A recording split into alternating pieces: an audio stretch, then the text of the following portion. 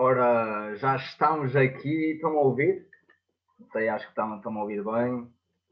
Ora, boa noite a todos e a todas os que estão-nos a ver e a ouvir aí em casa. Espero que estejam seguros, ninguém ao volante. Atenção, temos de estar todos em casa com este confinamento.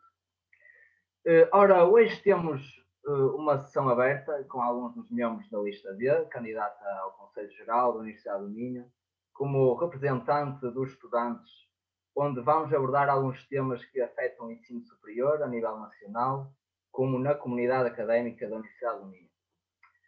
Estamos também abertos a todas as perguntas que nos podem colocar ao longo da sessão.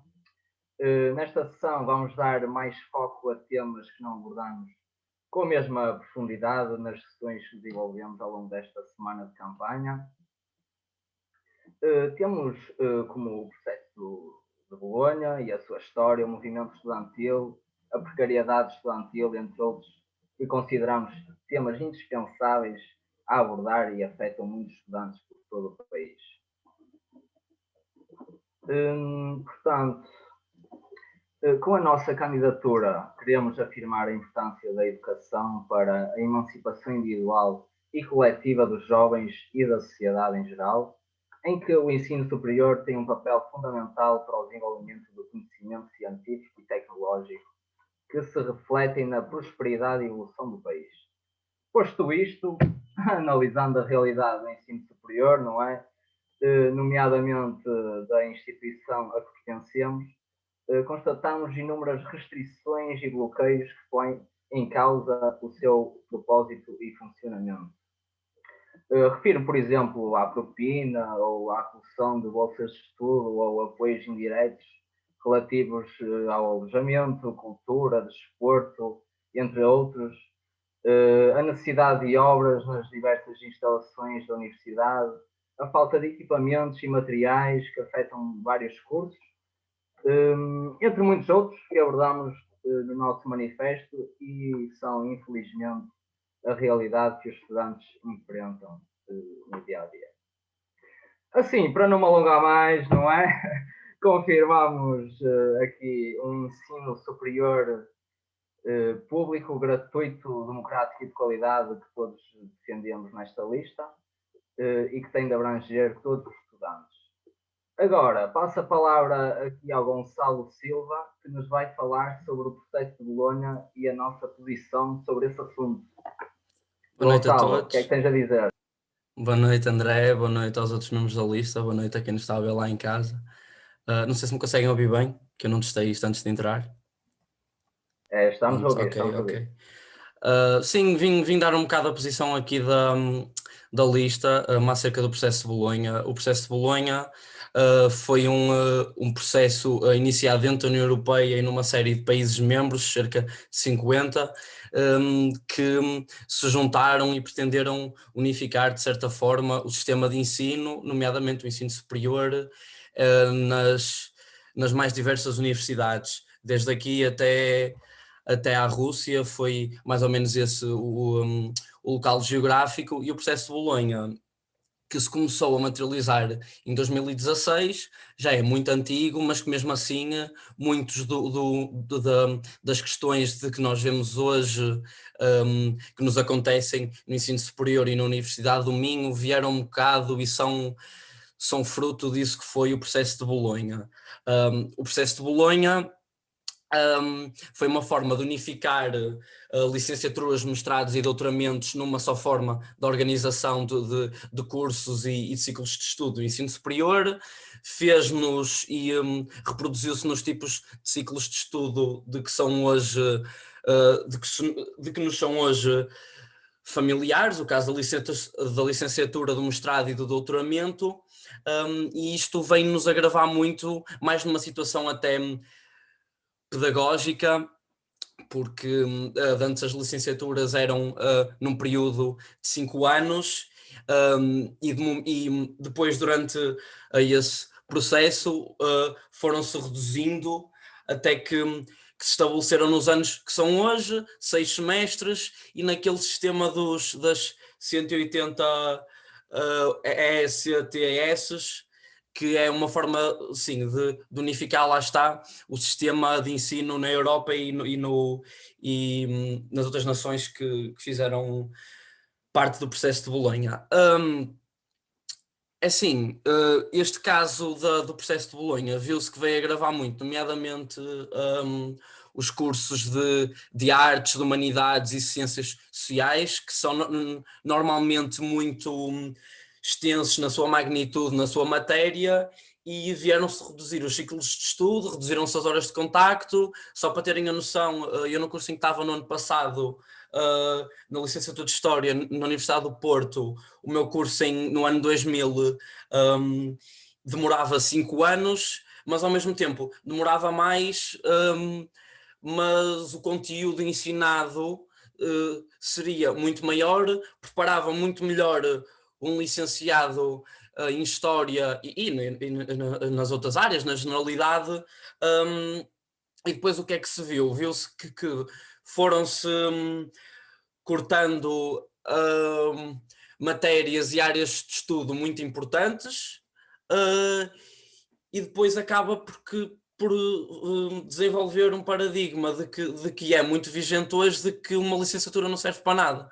Uma licenciatura no mercado de trabalho não dá grande coisa, é mais um rolo de papel e não dá muita entrada. E depois, se calhar, os que favoreceram mais, mas mesmo assim estão muito em ataque, são nomeadamente os mestrados integrados, que foram uma forma de corrigir o regime misto durante o processo, e que sobraram até agora, que foi uma forma de, em áreas científicas de maior complexidade, como é o caso das engenharias, como é o caso de outras muitas licenciaturas que são mestrados integrados agora, que foram os únicos que sobraram desse processo.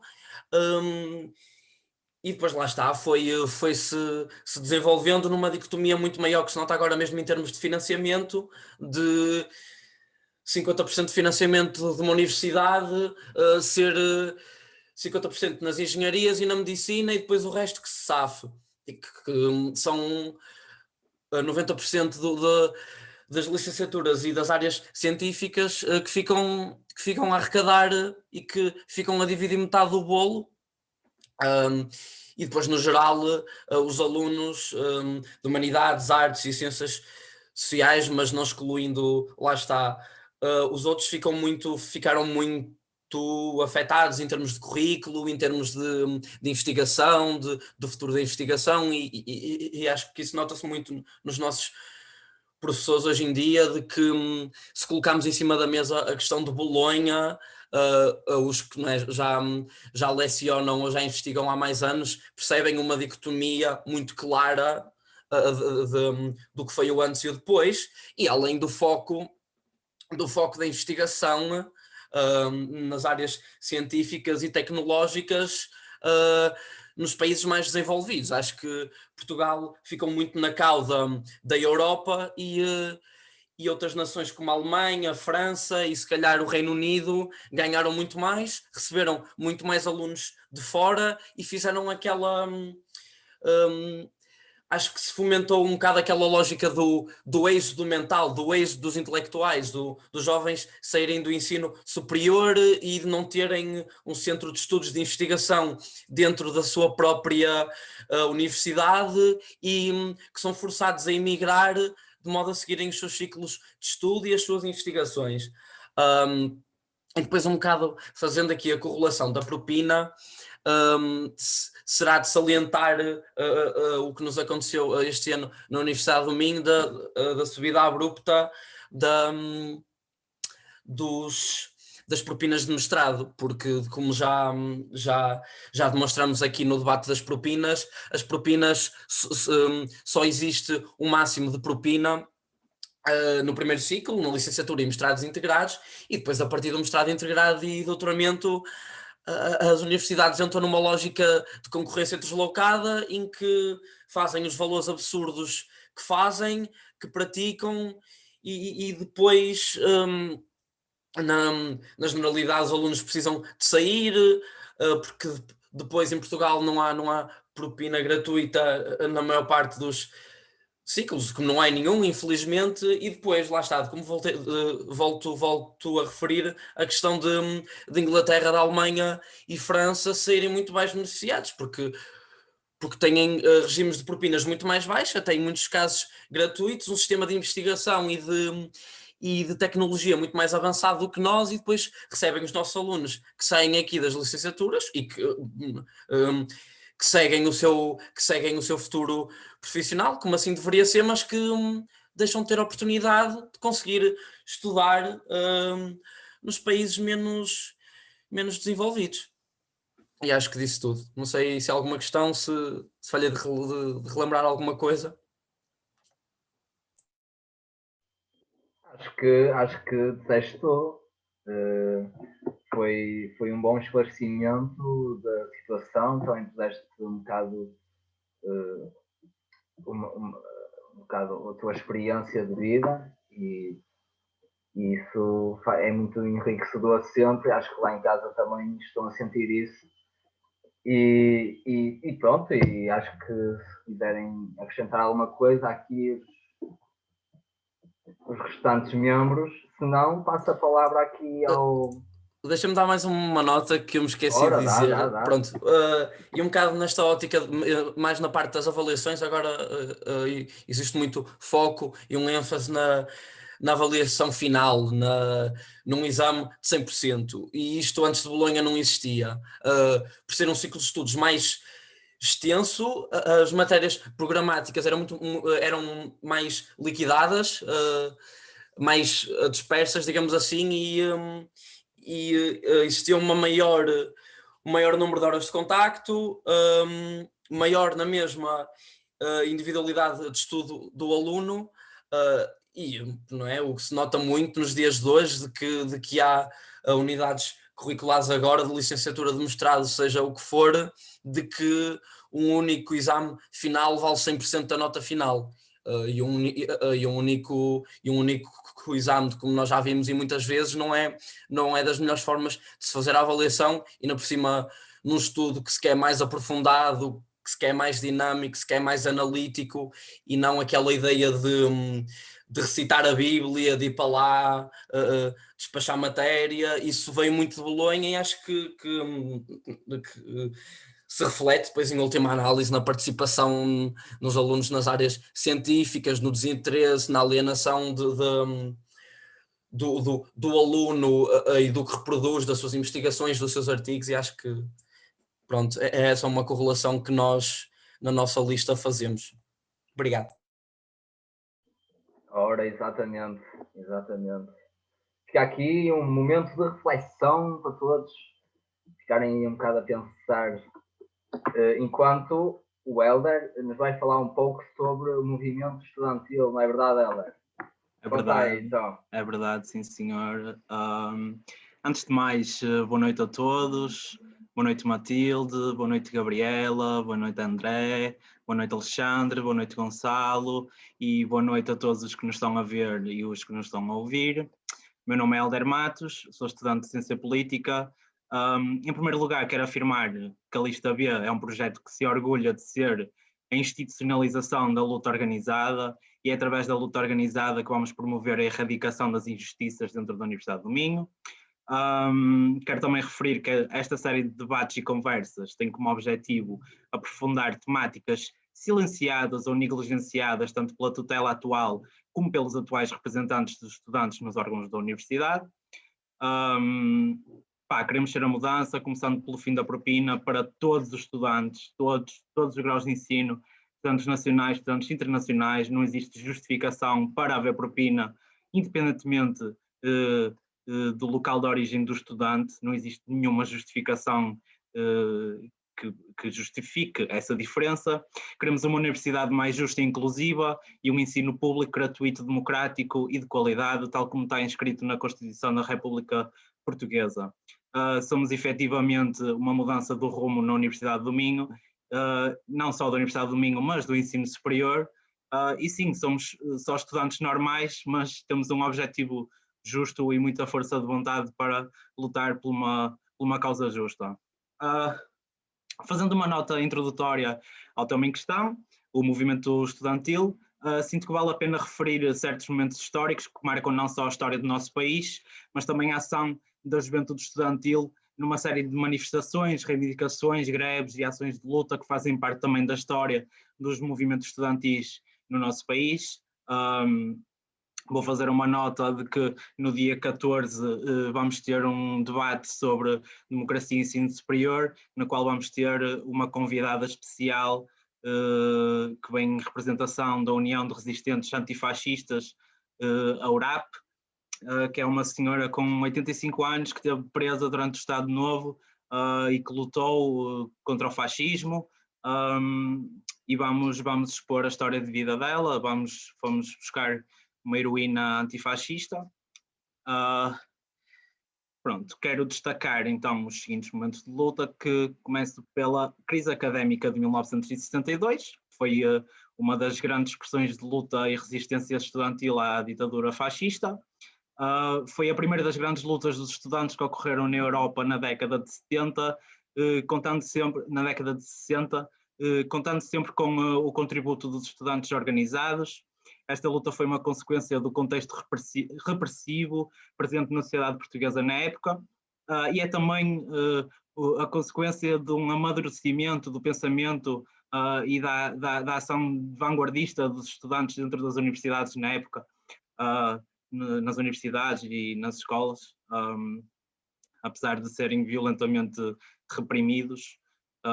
O papel dos estudantes prende-se, lá está, na sua capacidade organizativa, no desejo de se estabelecer uma conexão prática entre as reivindicações estudantis e a aspiração libertadora contra a repressão do povo português na época.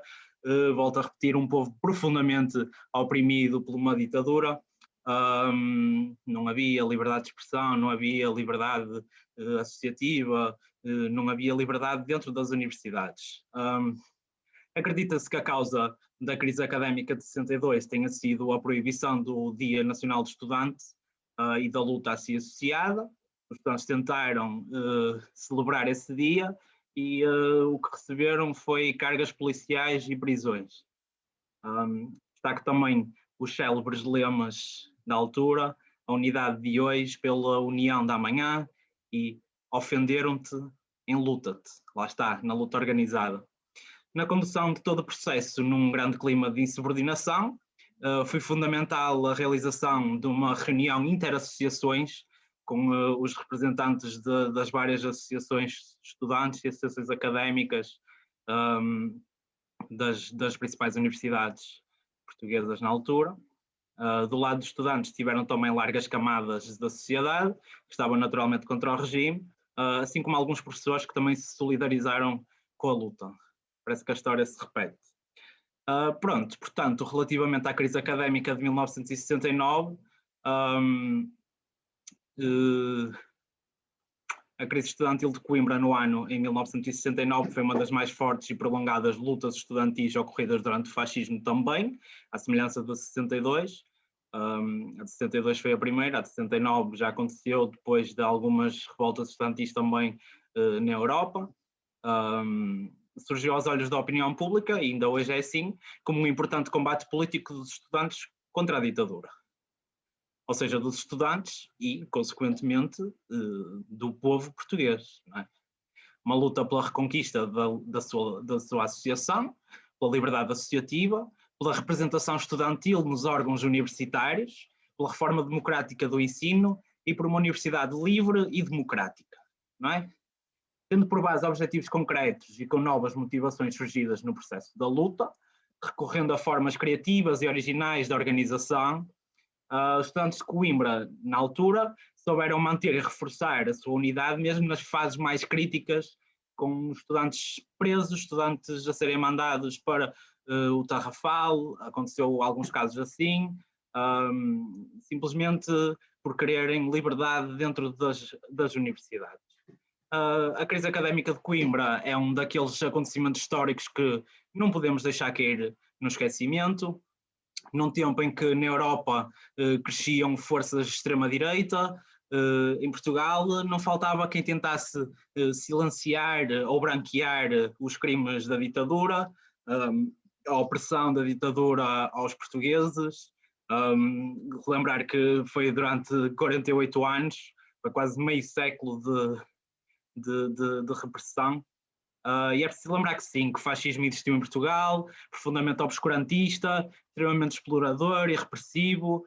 A intolerância e a brutal repressão que se abateram sobre os estudantes de Coimbra com a PIDE, a GNR e a Polícia de Choque puseram a nu a real natureza daquele sistema de opressão, em que era benéfico impedir os estudantes de se organizarem, não é? Em nome de interesses superiores. Isto foi uma luta que não caiu do céu, não foi uma réplica de nenhuma das outras lutas nos outros países, mas víamos um grande sentimento anticolonial na época, e profundamente, um movimento profundamente progressista, não é? Como tem na imagem, diz aqui já em 69 a universidade é velha, e parece que não mudou assim tanto. O 25 de Abril aconteceu, a queda da ditadura do Estado Novo aconteceu, daí veio o fim da censura, o fim da repressão, a conquista da liberdade de expressão, a conquista da liberdade associativa, a criação e a aprovação da Constituição da República Portuguesa, em 76, onde estão consagrados direitos, liberdades e garantias, nomeadamente as grandes conquistas relativas ao direito, do direito à educação. Portanto, eu vou passar a citar os seguintes artigos. O artigo 74 da Constituição da República Portuguesa sobre o ensino diz que todos têm direito ao ensino, com garantia do direito à igualdade de oportunidades e acesso e êxito escolar. Ora, a nossa análise é que com a existência das propinas, isto não está a ser cumprido, e temos de caminhar para que, de facto, todos tenham direito ao ensino, com a garantia do direito à igualdade de oportunidades e de acesso e êxito escolar. Pronto, e termino assim a minha intervenção. Portanto, passo a palavra ao André. Ora, sempre importante recordar, Helder, esses tempos obscuros que não podemos esquecer. É fundamental não cairmos no mesmo erro e lutar e resistir, apesar deste tempo democrático, também tem de estar no nosso cotidiano, porque senão voltamos a retroceder vários direitos por outras vias que não queremos. Mas foi bastante elucidativo sobre o tema. Relembro que podem ir fazendo as vossas questões, que no final serão respondidas. Entretanto, passo a palavra à Gabriela, que nos traz um tema que infelizmente afeta cada vez mais os estudantes. Não é verdade? Obrigada, André. Boa noite a todos. Bom, sim, a precariedade estudantil é um tema que afeta cada vez mais os estudantes. A precarização no trabalho na Universidade do Minho é um dos problemas que a lista B identifica e que pretende combater quando eleita para o Conselho Geral, no âmbito do Conselho Geral. No nosso manifesto, a gente destaca 3 pontos, né, dessa agenda que a gente pretende focar as nossas ações para combate da precarização no trabalho. O primeiro ponto diz respeito à questão da política de contratação da Universidade do Minho. Então, a universidade ela opta cada vez mais por fazer o contrato, né, dos trabalhadores da universidade pelo Código de Trabalho e não pela Lei Geral do Trabalho com funções públicas. Isso é um processo de precarização. A outra questão que a gente identifica diz respeito aos estudantes, aos investigadores bolseiros. os investigadores bolseiros, eles produzem ciência, eles trabalham para a universidade, em nome da universidade, né? Só que eles não têm nenhum vínculo de trabalho com a universidade. A nossa pauta é reconhecer esses investigadores enquanto trabalhadores, enquanto empregados da universidade, e eles terem um vínculo de trabalho com a universidade, um contrato de trabalho.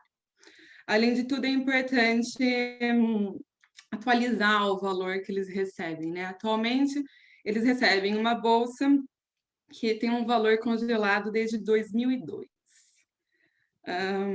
Depois, por último, não menos importante, é a questão do trabalhador estudante da SASUM. Bom, esses trabalhadores, acho que todo mundo deve saber, vira e mexe a gente recebe o e-mail institucional, né, com a oferta desse trabalho. São 3 horas por dia, são 3 euros por hora, e no máximo 20 horas por semana, né, que um trabalhador estudante da SASUM pode trabalhar. Então, é recorrente, é muito difícil que o estudante acabe trabalhando as 20 horas, é muito comum, a maior parte desses estudantes, eles recebem menos que 200 euros por mês, trabalhando para a universidade, né?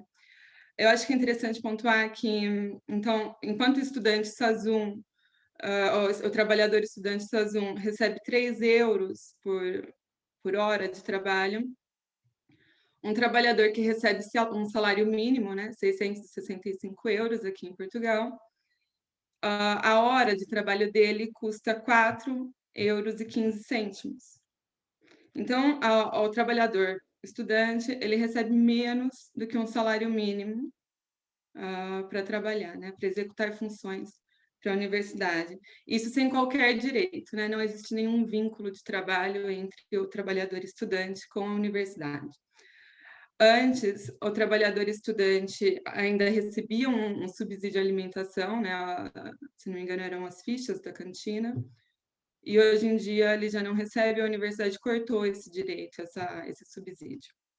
O que a gente pede é que esse subsídio seja readotado e que o valor seja também, o valor do trabalho também seja atualizado. Acho que também é importante fazer outra observação a respeito disso, que é a ideia do que é o precário, né? O que é uma relação de trabalho precária? Se a gente for reduzir o conceito no mínimo dele, é a ideia de que o valor que você recebe, que o trabalhador recebe, né? O dinheiro, o salário, por ter trabalhado, por ter executado um tempo de trabalho, é insuficiente para repor as condições de vida dele, né? Para fazer a sua reprodução social, para que se no dia seguinte ele tenha condições de trabalhar novamente com a mesma força e vender aquela mesma condição que ele teve de trabalho. Então, o precário, quando está no limite, você só consegue reproduzir a si mesmo ou sequer consegue reproduzir a si mesmo, né? E o que significa o salário mínimo, geralmente, né? Quando os países adotam um salário mínimo? É que o Estado consiga manter esse valor, né? Olha só, isso é o mínimo possível para o trabalhador não qualificado se reproduzir, né? No dia seguinte, estar lá com aquela mesma força de trabalho que ele teve no dia anterior, né? De quando ele começou a trabalhar. Então, o que a universidade faz quando ela contrata um trabalhador por 3 euros a hora? Né? Ela está falando que você pode não se recuperar da mesma forma. Aliás, você não precisa nem crescer mais. Você paga menos para você não conseguir se reproduzir da mesma forma que você tinha, para você não conseguir repor as mesmas capacidades que você tinha no dia anterior. Então, isso é grave, né? É uma questão muito grave. E, além de tudo, acho que tem a última coisa que eu quero pontuar sobre essa questão, principalmente do trabalhador estudante, que é a exploração, né? O que significa isso também, em questão de exploração? A universidade, ela explora duplamente esse estudante, porque ela explora na relação de propina, né? O estudante, para estudar, ele tem que pagar propina, e ela explora na relação laboral. Então, ela adquire receita com o trabalhador, e, além de tudo, ela poupa a despesa, porque ela paga pouco, né? Ela paga menos do que ela pagaria em relações de trabalho honestas, né? Não promíscuas. Né? Então, ela tem uma despesa menor com o pagamento de pessoal. Então, ela tem uma forma de angariar receita e reduzir a despesa em cima dos custos do trabalhador estudante. E é isso. E tá dito. Ora, e dito muito bem, exatamente, porque quando se diz a melhor instituição, a melhor academia do país, não é? E trata assim os estudantes com meros trocos e relações de trabalho que não estão assentes para a realidade do mundo do trabalho, longe disso. Até é um bocado a ilusão de 3 euros a hora e já é bom, e é nisto que tens de te habituar para o resto da tua vida, e não pode ser, não. Obrigado pela tua contribuição, Gabriela, com uma visão bem assente do que nós defendemos. Entretanto, também passo a palavra aqui ao Lucas para falar sobre... Se me deixares, se puder dar aqui se quiseres, é isso. Estamos aqui em conversa aberta, exatamente. Sim, eu gostava muito de completar aqui o raciocínio da Gabriela, que acho que é completamente pertinente. Acho que a única lista que fala sobre precariedade estudantil é a nossa.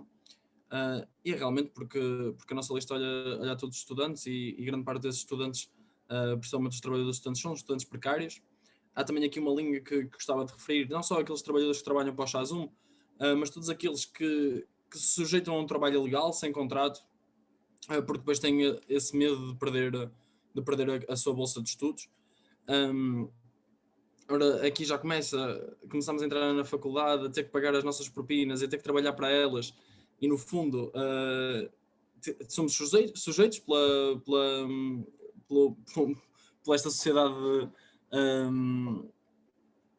mais mercantil de claramente nos sujeitar a um trabalho precário. E quando nós falamos dos trabalhadores estudantes que trabalham para o Chazum, fica-nos esta pergunta no ar. Porquê é que os Chazum dão trabalhos aos estudantes? Né? À partida seria para ajudá-los nas suas dificuldades económicas. Né?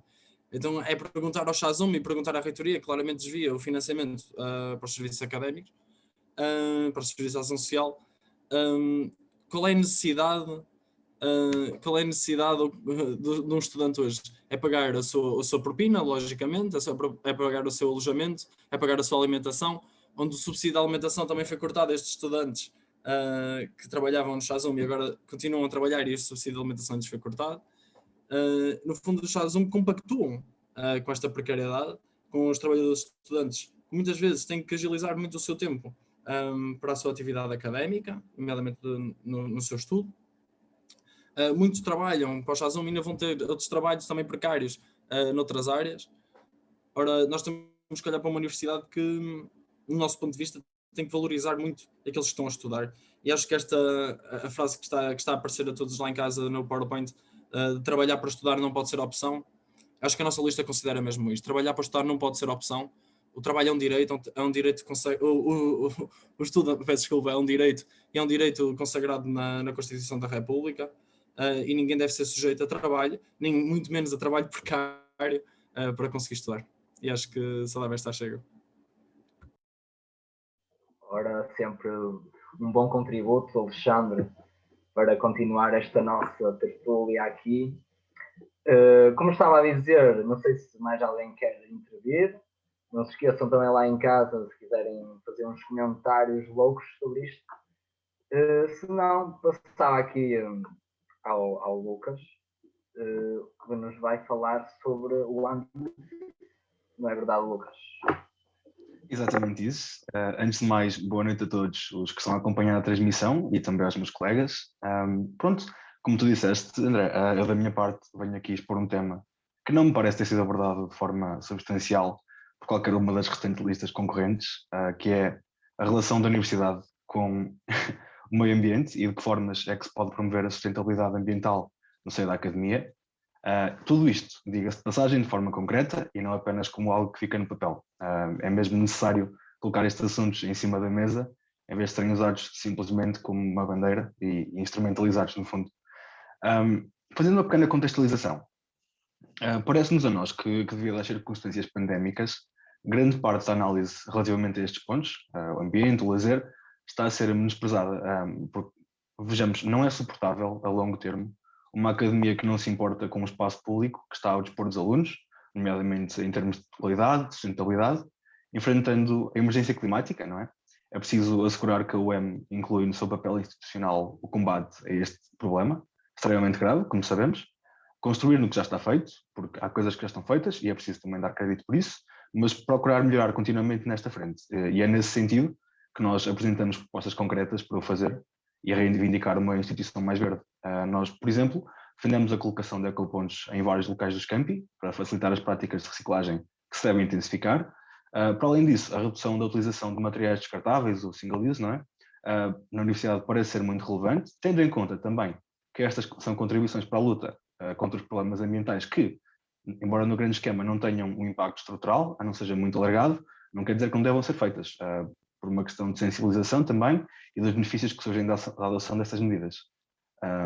Parece-nos também crucial, e penso que é algo que realmente diferencia a lista B das restantes, organizar vários espaços verdes de qualidade, de modo a facultar aos estudantes espaços para atividades recreativas, desportivas, de estudo ou até descanso. Existem amplas oportunidades para o fazer, nomeadamente em Gualtar, com aquele espaço de entrada que todos nós conhecemos, poder-se aproveitar também a construção da sede da UEM para erguer um parque verde. Tudo isto são possibilidades e é que é preciso ter em conta e que vamos também fazer valer caso sejamos eleitos para o Conselho Geral.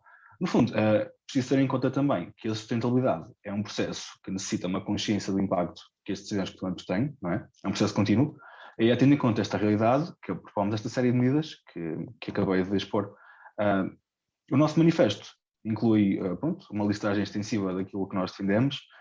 Eu acabei de apresentar aqui algumas das propostas, mas sintam-se à vontade para, penso que está no Facebook até, disponível o link, ler as restantes propostas também, que desenvolvem sobre os temas que os nossos colegas estiveram agora a expor, e penso que terá sido essa a apresentação. Penso que não resta mais nada.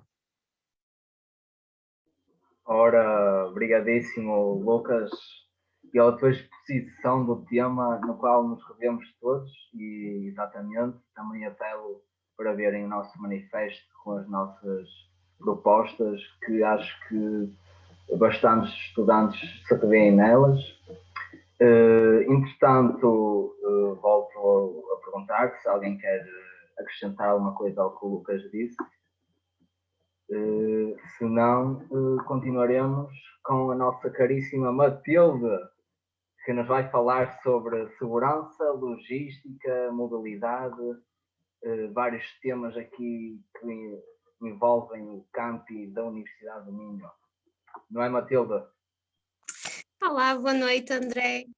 Boa noite a todos os meus colegas e boa noite a toda a gente que nos está a ver. Eu venho-vos aqui falar um bocadinho sobre a segurança, a logística e a mobilidade nos campi da Universidade do Minho. Relativamente à segurança, temos aqui uma problemática relativamente tanto ao campus de Azurém como ao campus de Gualtar. Sabemos e compreendemos perfeitamente que a segurança dentro dos campi é fundamental para a promoção do bem-estar e do conforto dos alunos, já nos chegaram várias queixas de que em algumas zonas da universidade, nomeadamente no campus de Azurém, a falta de iluminação já propiciou a ocorrência de assaltos. Por isso, nós, enquanto lista B, aliás, procuramos trabalhar com os órgãos da universidade para o aumento da iluminação nos campi, de modo a promover entre a comunidade académica um maior sentimento de segurança e bem-estar. Em 2018, circulou, aliás, no meu primeiro ano de universidade, andava a circular uma petição que exigia o aumento de segurança junto ao Minho, porque são vários os casos e acho que toda a gente que é estudante da Universidade do Minho já ouviu esses casos, de estudantes que são assaltados, de estudantes que se sentem inseguros, tanto dentro dos campi como fora deles, nas suas imediações. E acho que é um bocado ingênuo de quem olha para os estudantes e para a vida académica de um estudante e a cinge única e exclusivamente dentro da universidade.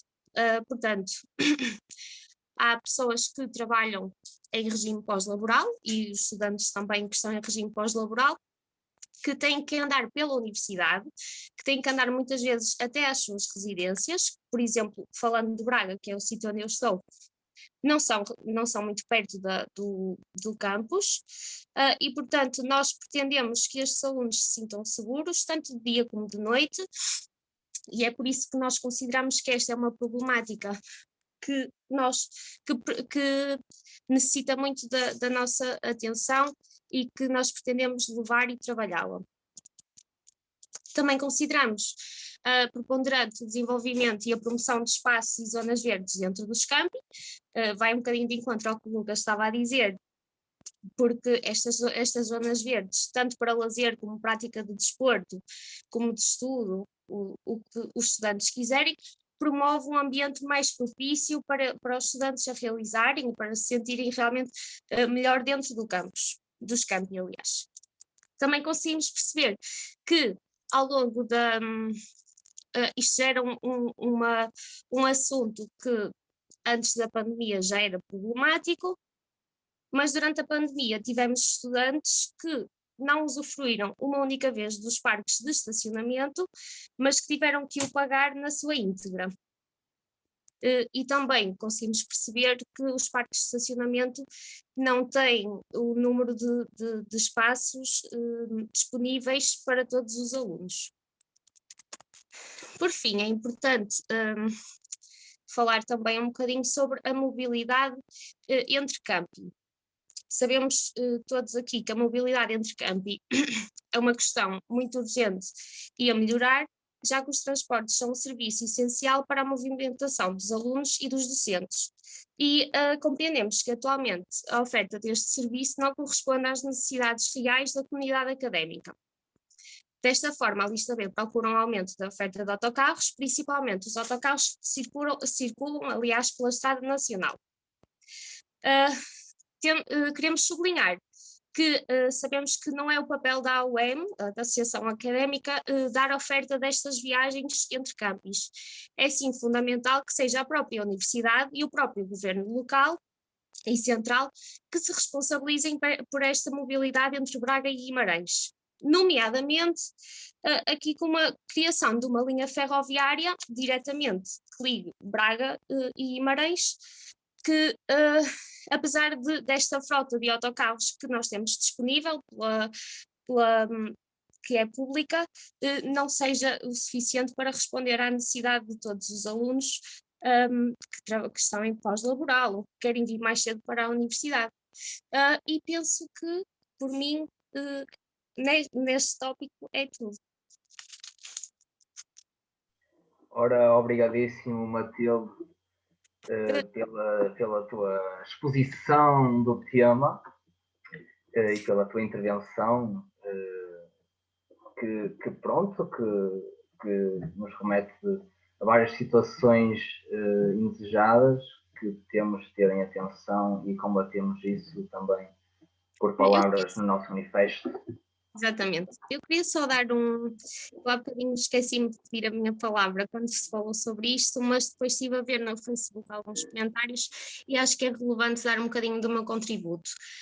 Eu sou delegada de turma do meu ano e já sou delegada de turma desde do primeiro ano, e posso-vos dizer que neste último ano, entre o segundo e o terceiro, tive várias pessoas que chegaram à minha beira e disseram que realmente as propinas não são algo que elas, neste momento, em nenhum momento na realidade, mas principalmente neste momento, não conseguem suportar. E infelizmente já tivemos algumas desistências no último ano, no último semestre, aliás, do último ano, por causa das propinas, porque é um custo que ninguém consegue suportar. a partir do momento em que uma pessoa se atrasa para pagar uma propina, ou que por acaso estamos em junho e a pessoa até não pagou uma propina, recebe uma carta em casa a dar um aviso de uma situação tributária. Do valor de uma propina, que é uma coisa que nenhuma pessoa quer receber em casa, e é algo que realmente está a fazer moça nos estudantes, é algo muito preocupante, porque nem todos os estudantes têm a possibilidade de pagar a propina, de pagar casa, de pagar contas, de pagar alimentação e de estar na universidade. E, portanto, queria dar o meu contributo para que as pessoas lá em casa percebam que não é uma situação que só acontece aos outros ou que nem é assim tão comum, é realmente muito comum. Exatamente, infelizmente é mesmo a realidade que afeta vários estudantes e que põe os estudos de lado também por não conseguirem ter meios financeiros para continuar, o que é completamente injusto e discriminatório. E apelo também que toda a gente espalhe aqui o contributo da Matilde, porque é realmente muito importante. Entretanto, assim para rematar, temos aqui uma intervenção deliciante do nosso cabeça de lista, Alexandre, que vai dar aqui o pontapé final nesta sessão, e continuem a comentar, que está aqui uma discussão muito viva e maravilhosa, que estamos aqui a enriquecer toda a gente. Mas, entretanto, passo aqui então a palavra ao Alexandre. Força. Obrigado, André. Desde já valorizar muito aqui o trabalho que nós todos temos tido ao longo desta semana para a realização dos mais diversos debates que tivemos e que ainda vamos ter. E assim como este, é mais um grande debate, este mais em espírito de conversa e mais de reivindicação daquilo que são as propostas da lista B, que no fundo eu acho que nós todos podemos concordar que se tivéssemos que, em uma frase, resumir aquilo que é os nossos princípios orientadores, aquilo que são os nossos princípios orientadores, seria isto que nós conseguimos ver aqui no ecrã, não é? Um ensino superior, gratuito, democrático e de qualidade.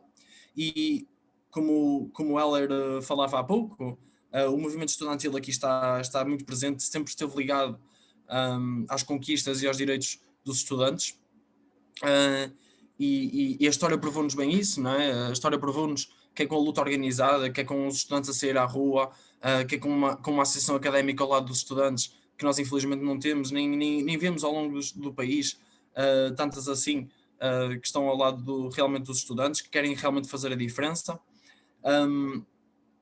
Nós abordamos aqui alguns pontos que não ficaram propriamente claros com o debate que fizemos na RUM, com as minhas entrevistas, com aquilo que têm sido as nossas publicações na lista, e acho que são na mesma pontos fundamentais que nós temos que falar, desde a precariedade, desde o movimento estudantil, ao próprio ambiente.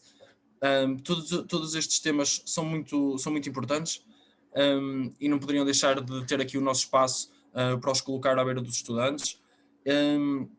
No fundo, aqui a minha conclusão acho que vai ser muito repetitiva daquilo que eu tenho dito ao longo do tempo. O ensino superior gratuito, democrático e de qualidade é no fundo um ensino onde não há propinas, é um ensino sem um regime fundacional, é um ensino com mais transportes, com mais alojamento e com mais ação social.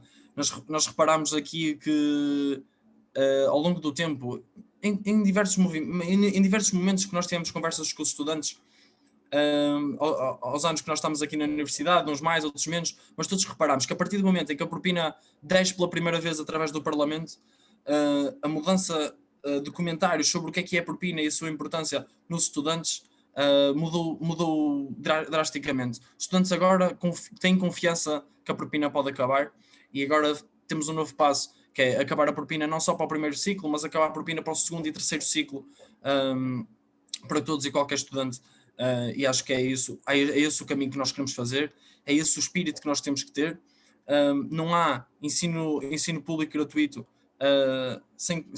com propinas, e toda a gente que concorda connosco, é um momento, no dia do voto vai ser um grande momento de luta, o luta vai passar pelo voto, mas que não acaba aqui, que nós consigamos, de todas as formas que nós conseguimos, com pandemia, sem pandemia, lutar por aquilo que são os nossos direitos, por aquilo que está consagrado na lei, por aquilo que está consagrado na Constituição da República, que custou a muitos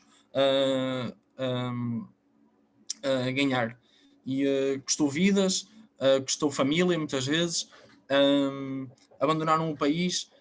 Então, no movimento estudantil da década de 60, grande parte desse movimento foi feito na Europa, claro, na França, principalmente, mas que depois, com a guerra colonial, como ela falava, com todos estes movimentos que não estão afastados da universidade, uma universidade não pode, e acho que aqui também falo um bocado pelo meu curso, aquilo que é a visão da universidade, quais foram as primeiras universidades, nunca estiveram desligadas daquilo que é a sociedade, daquilo que é o mundo à nossa volta, das injustiças todas que ocorrem à nossa volta, e nós não podemos estar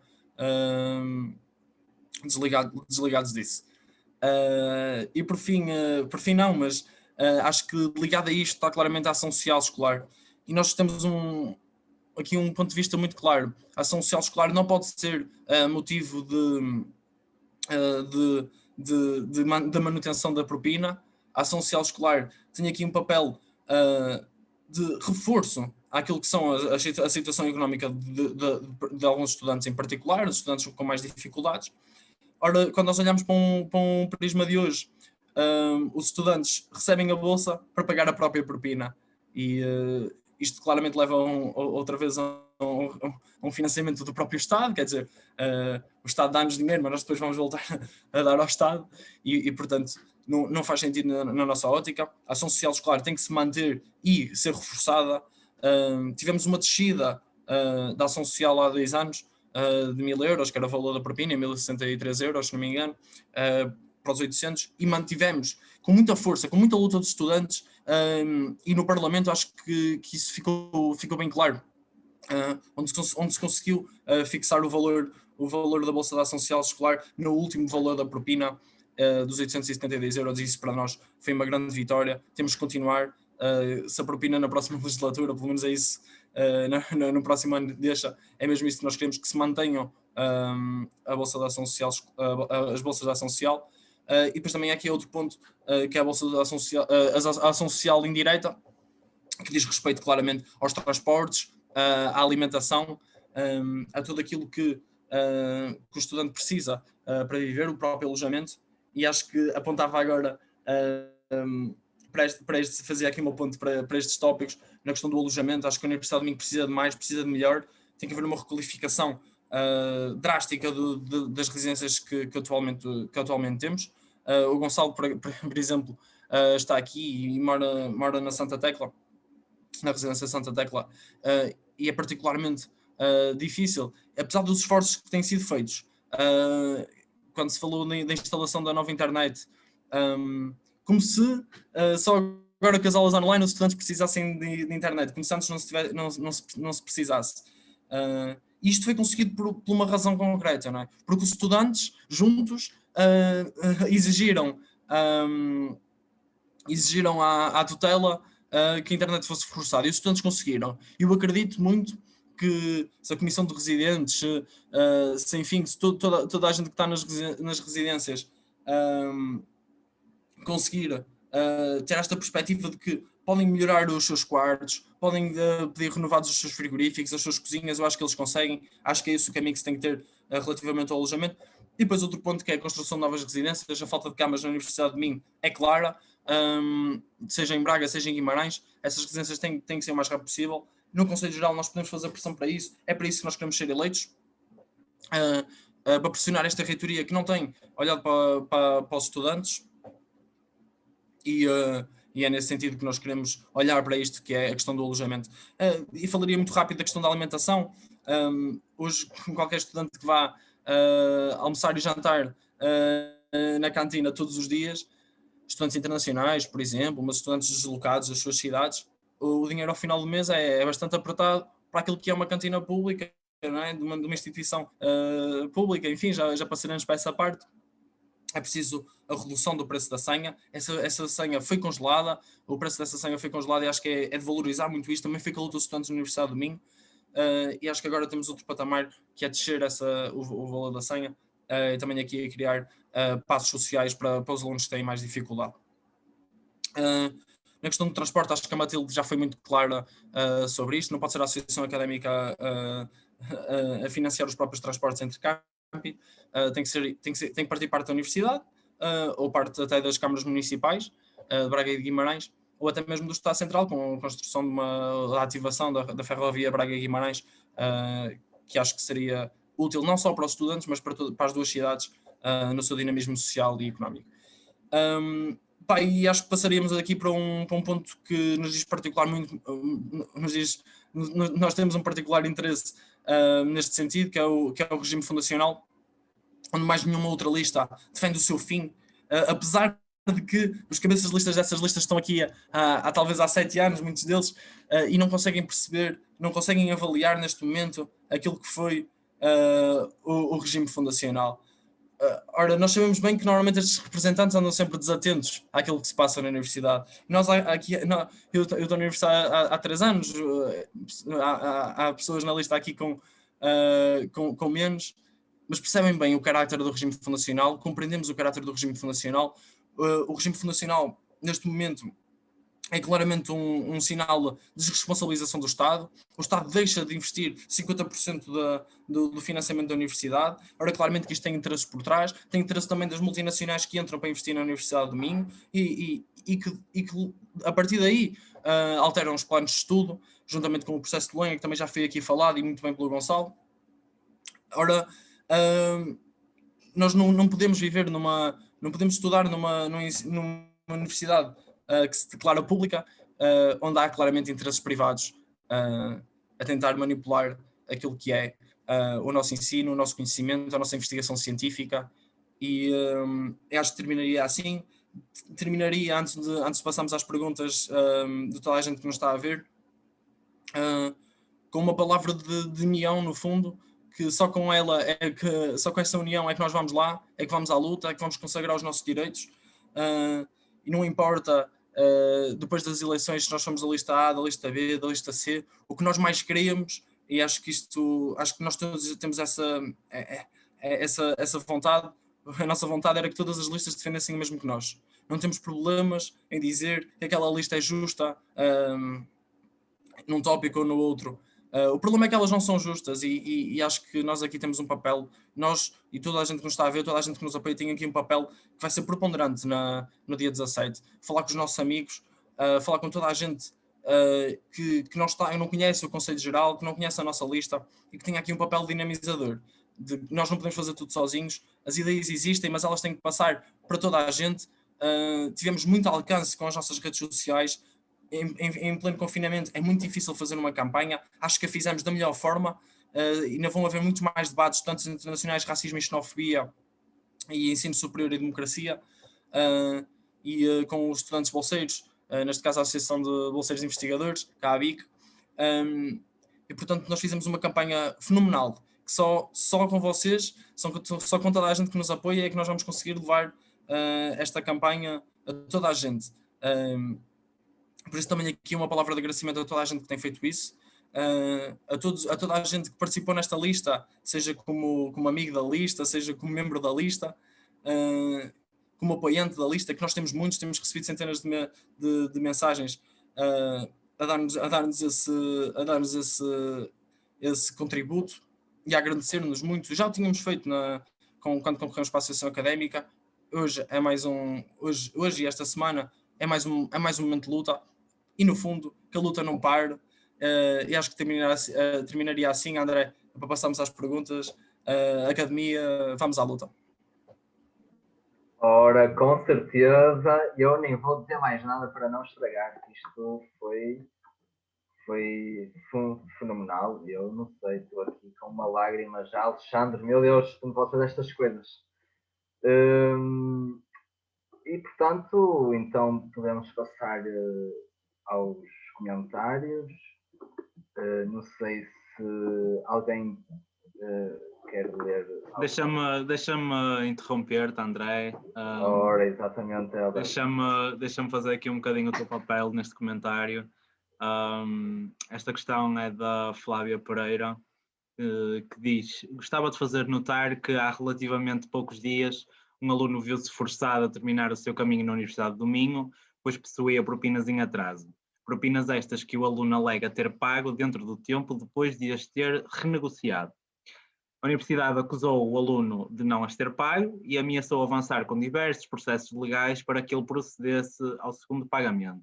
As propinas continuam a ser um entrave para os estudantes, não só os que vão futuramente entrar, mas também para aqueles que já se encontram dentro do ensino superior.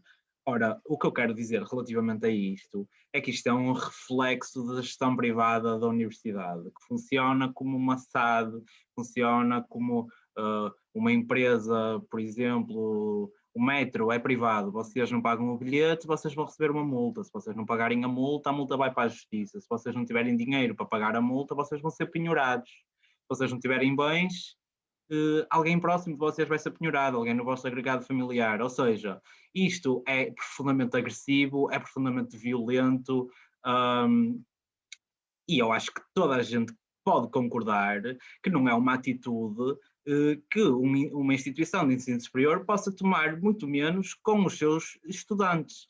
Não é? Nós estamos no ensino superior para nos formarmos, estamos no ensino superior para aprendermos, para aprofundarmos conhecimento, para nos especializarmos em todas as áreas e mais algumas. É para isso que serve o ensino superior, serve para potenciar o progresso. Se não houver especializados, não há progresso, não é? Ou seja, nós enquanto lista, o nosso objetivo fundamental neste momento é ser eleitos para o Conselho Geral, para dentro do Conselho Geral propormos as propostas que nós achamos que são justas e temos a plena noção de que se não for a lista B, ninguém as vai colocar, não é? Como dizia o Nuno, acusam as pessoas de não colocar os assuntos em cima da mesa. Ora, pois bem, a lista B precisa de uma mesa para colocar os assuntos em cima, não é? Nós temos plena noção que vamos propor a fim da propina, que vai ser rejeitado, mas aí os estudantes vão saber, pelo menos os estudantes que votam em nós vão saber que tens alguém que está ativamente dentro dos processos legais, dentro da instituição, utilizar os mecanismos democráticos estatutários da instituição, a lutar ativamente pela mudança. É isso que significa a luta organizada. Portanto, tu, estudante da Universidade do Minho, que concordes connosco, podes entrar em contacto connosco. Nós somos um movimento que se está a materializar em lista B, mas já fomos a lista X e seremos as listas que forem precisas até alcançarmos a mudança que desejamos. E também quero salientar de que a nossa geração é a geração do futuro, não é? Estamos agora no ensino superior, vamos ser os trabalhadores da manhã, vamos ser os profissionais da manhã, vamos ser os especialistas da manhã, vamos ser os agentes da mudança do amanhã. Portanto, se nós queremos um futuro melhor, a mudança tem de começar agora. Como o Alexandre disse numa das entrevistas, a nossa luta não é para amanhã, não é para daqui a 2 dias. Mas os estudantes das próximas gerações vão nos agradecer por nós termos começado a mudança agora, porque quanto mais tarde, pior. Se ninguém a faz, nós fazemos. Portanto, pretendemos consciencializar os estudantes nesse assunto. E há, de facto, uma lista, que há, de facto, um conjunto de pessoas, um conjunto de estudantes iguais a vocês, estudantes que não querem ser eleitos pelo cargo, que não querem ser eleitos pelo currículo, que não querem ser eleitos por aquilo que podem ganhar, a não ser, a única coisa que nós pretendemos ganhar, neste caso, é o bem comum.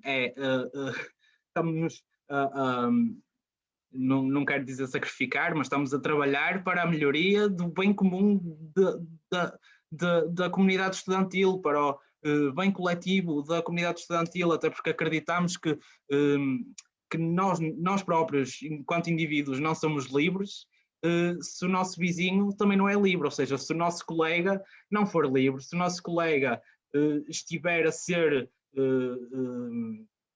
violentado pela universidade, no sentido em que a universidade ameaça com processos legais caso não pague a propina, tendo em conta que constitucionalmente o ensino deve ser público, superior, o ensino superior deve ser público, gratuito e democrático, ou seja, acessível a todos, ou seja, nós defendemos a universalidade para todos. Quero realçar isso outra vez, todos, sem exceção, porque lá está, a sociedade do futuro constrói-se agora. Pronto, deixem-me só fazer um ponto que a precariedade também não é um problema exclusivo da pandemia. Isto já acontecia, era a normalidade, eram os estudantes com condições socioeconómicas baixas, vinham para a universidade já com a mentalidade que tinham de arranjar um trabalho para pagar as propinas, não é? Agora façam o exercício da empatia, que foi ontem falado na live da saúde mental, e coloquem-se na situação de um estudante que não tem dinheiro para viver, é bolseiro, recebe pouco de bolsa, mas tem de se sujeitar a trabalhos precários, porque, ponto número 1, se fizer contrato de trabalho, perde a bolsa no ano seguinte, ou perde rendimentos da bolsa. Ponto número 2, os trabalhos precários fazem com que o estudante receba a bolsa, que já por si é insuficiente, no entanto, sujeita-se à exploração laboral que vem desses trabalhos, ou seja, e falo por experiência própria, quando trabalhei num cafezinho aqui ao lado da Universidade do Minho e recebia 3,5 € à hora, sem contrato, trabalhava das 10 da noite às 2 da manhã para pagar as propinas. O que é que acontece? Trabalhava das 10 às 2 da manhã, como é que eu tinha energia para assistir às aulas? É complicado. A propina tem de acabar, o regime fundacional tem de acabar, porque o regime fundacional é a afirmação da política da propina, é a gestão privada de uma instituição pública, e nós somos firmemente, assertivamente contra isso. Portanto, lista B, verdadeiramente dos alunos para os alunos, somos estudantes normais que queremos a mudança e estamos disponíveis para assimilar todos aqueles que também querem a mudança e que estão dispostos a construir a mudança connosco. À luta. Exatamente. Acho que somos uma lista que é completa em todos os aspectos e ninguém pode dizer que não. Como referiste, Heller, e aspectos bastante importantes. Entretanto, estou aqui à procura do comentário que eu ia ler. Eu tenho aqui um comentário, André, se me permites. Ora, esteja à vontade. Ora, o comentário é da Joana Lopes e ela pergunta-nos, melhor, é uma pergunta com sentido de comentário. A cobrança de emolumentos para a candidatura a mestrados é outro mecanismo de exclusão. A taxa é essa que é cumulativa, se quiser ter mais de uma opção, e no fim de contas, quando colocada, ainda se acrescenta o valor da matrícula e as próprias propinas. Não é para quem quer, mas é para quem pode. Eu acho que responderia a isto de uma forma até pessoal, porque eu estou no último ano da minha licenciatura, estou prestes a fazer as minhas candidaturas para mestrado, e realmente há uma limitação, e acho que não tenho medo de usar a expressão como já usei, que no fundo é mais uma vez a ditadura do capital, não é? A limitar aquilo que tem sido, a limitar aquilo que é a ambição dos estudantes, e neste sentido, quando nós afirmamos acabar com a propina, é também uma forma de queremos acabar com as taxas e emolumentos, e essa é uma delas. Depende muito de universidade para universidade. A Universidade de Minho tem preços altíssimos de inscrição, e a propina de mestrados é claramente elevada. Eu acho que aqui também eu fazia uma ponte para o teu comentário, que a tentativa de acabar com os mestrados integrados, que no fundo era o que restava ali de antes do processo de Bolonha, é claramente uma tentativa da universidade de separar a licenciatura do mestrado, como é lógico, e o mestrado ter aqui a sua propina mais elevada. E neste sentido, acho que é pertinente afirmar que no âmbito do Conselho Geral nós temos aqui um papel predominante, e vamos ter um papel predominante na defesa intransigente de não acabar com os mestrados integrados, de acabar com as taxas de emolumentos na Universidade de Minho, e sinto que isso só pode ser feito com a lista B a representar, e digo isto de uma forma muito concreta. A própria lista A que se recandidata teve anos e anos no Conselho Geral, nunca tiveram oposição, e as taxas de emolumentos continuam aí, aliás até se aumentou. A única coisa que, por exemplo, o Rui Oliveira fez enquanto presidente da Associação Académica foi espalhar uns cartazes pela universidade a perguntar porque é que os mestrados integrados iam acabar. Ora, os mestrados integrados parece que vão acabar, não há oposição a isso, nunca foi colocado em Conselho Geral e no fundo queremos aqui também ser uma voz dos estudantes, de todos os estudantes, e sim, acho que nós todos concordamos muito com o teu comentário. Eu pessoalmente estou pronto para abrir a minha carteira aqui para a Universidade de Minho só para fazer umas pequenas inscrições, e acho que é isso.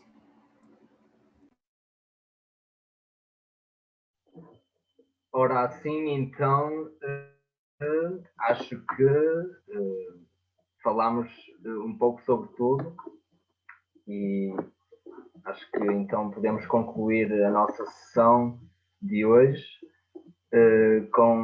Desde já, muito obrigado a todos os que comentaram e participaram lá em casa.